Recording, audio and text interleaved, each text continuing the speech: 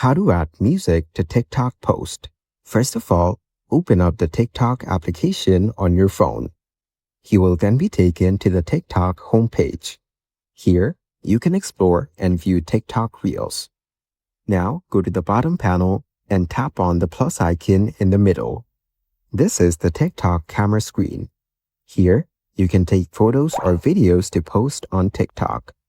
Now, tap on the capture button to take a photo. Then go to the top and tap on Add Sound. Here, you can view all the available sounds on TikTok. Explore the sounds and select the one you like to add it to the video. Now, set the time limit for the sound and then tap on Done. You have now successfully added the music to this photo. Then tap on Next at the bottom. You can also add a caption and manage other settings here. After that, tap on Post at the bottom. Following these steps, you can easily add music to TikTok post.